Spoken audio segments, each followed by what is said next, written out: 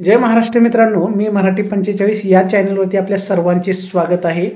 PM किसान सन्मान निधी योजना या योजनेअंतर्गत जो 20वा हप्ता पात्र शेतकऱ्यांच्या खात्यावरती जमा केलेला आहे, त्याच्यामध्ये काही शेतकऱ्यांना अजूनही हा हप्ता जमा झालेला नाही.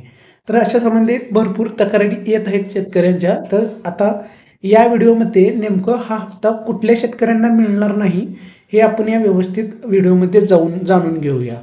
आणि तसेच भविष्यातील सुद्धा हप्ते या जर शेतकरी पात्र नसतील या व्हिडिओमध्ये मी सांगितल्याप्रमाणे, तर त्यांनाही हा लाभ मिळणार नाही आहे.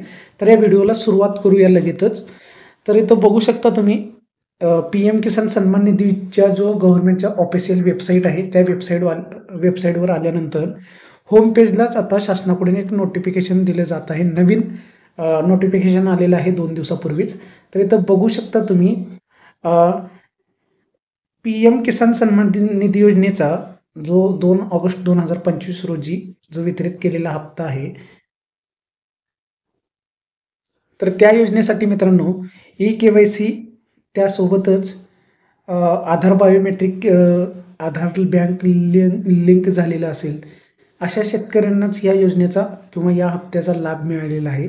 तर आता कुठल्या शेतकऱ्यांना या योजनेअंतर्गत जे पुढील येणारे हप्ते आहेत किंवा जो 20वा हप्ता झालेला आहे या हप्त्याचा लाभ मिळालेला नाही, तर ते शेतकऱ्यांना सांगतो या व्हिडिओमध्ये सविस्तररित्या माहिती देण्यात आलेली आहे. तुम्ही बघू शकता काही नोटिफिकेशन दिलेले आहेत, काही टिप्स दिलेले आहेत त्यांच्याकडून. जे क्रायटेरिया सांगितलेले ते जवळपास या व्हिडिओमार्फत तुम्हाला पूर्ण होईल. तर बघू शकता PM किसान योजनेच्या मार्गदर्शक तत्वामध्ये नमूद केलेल्या वगळण्याच्या निकषांतर्गत येऊ शकणारी काही संशयित प्रकरणे विभागाने ओळखली आहेत. यामध्ये उदाहरणार्थ बघू शकता म्हणजे वगळण्यात येणारी काही कारणे सांगितलेली आहेत वगळण्याची. तर त्यामध्ये तुम्ही सर्वात प्रथम बघू शकता 1-2-2019 नंतर जमिनीची मालकी घेतलेले शेतकरी. म्हणजे तुम्ही बघू शकता 1 फेब्रुवारी 2019 नंतर जर जमीन तुम्ही विकत घेतलेली असेल तर ते शेतकरी सुद्धा या योजनेसाठी पात्र नसणार आहेत. त्यासोबतच ज्या प्रकरणामध्ये कुटुंबातील एकापेक्षा जास्त सदस्यांना लाभ मिळत आहे, म्हणजे तुम्ही एकाच कुटुंबातील असाल किंवा पती पत्नी दोघांनाही लाभ मिळत असेल किंवा पती पत्नीसोबत मुलालाही लाभ मिळत असेल किंवा पती पत्नी आणि घरातील एक प्रौढ सदस्याला जर लाभ मिळत असेल, तर अशा स्थितीत सुद्धा काहींचे हप्ते वगळण्यात आलेले आहेत. कुटुंबातील त्याच फक्त एकालाच लाभ सुरू ठेवण्यात आलेला आहे.